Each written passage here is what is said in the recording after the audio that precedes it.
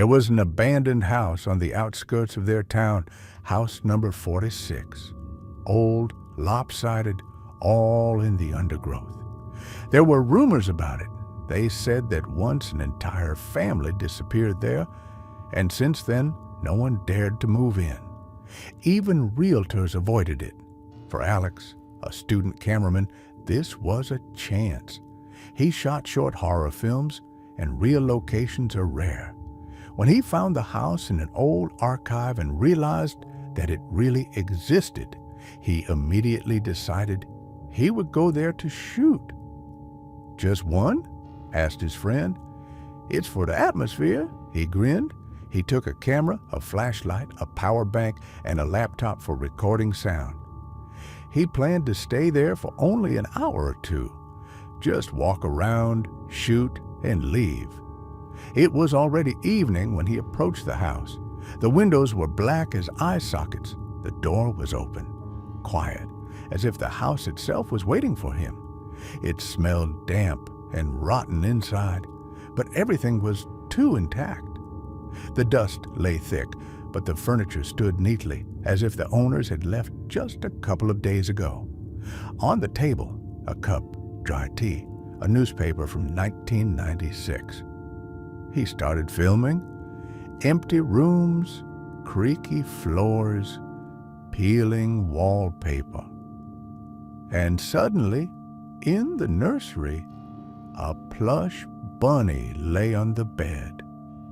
New, clean. "Hey!"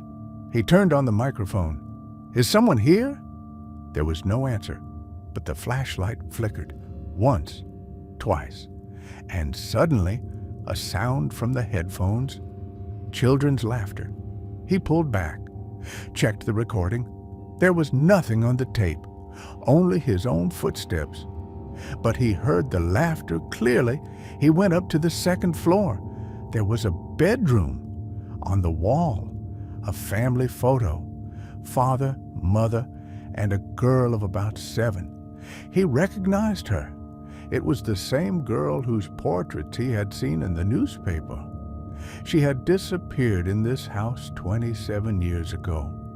They said her parents had gone crazy and locked themselves in, and then everyone had disappeared. There were footprints on the floor, small, barefoot. They led to a room with a mirror. The mirror was strange, cracked, but it reflected something different from what was in front of it. He saw himself, but there was a figure behind him. He turned around, empty, but on the mirror, only now, there was a handprint, small, like a child's palm, placed from the inside.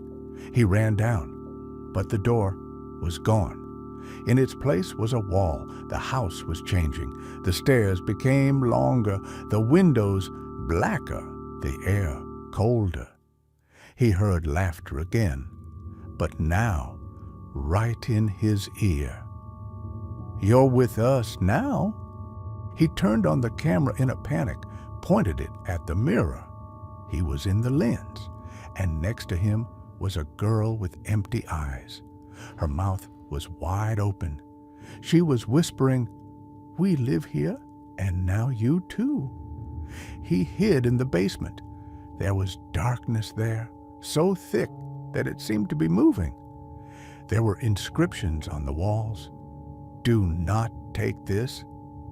"She doesn't like to be taught." "You chose this house yourself." He started crying. The camera ran out of battery. The flashlight went out. Only the red light on the recorder continued to blink. And then he heard someone's footsteps on the stairs, slow, slurping, as if someone was barefoot in blood. He froze.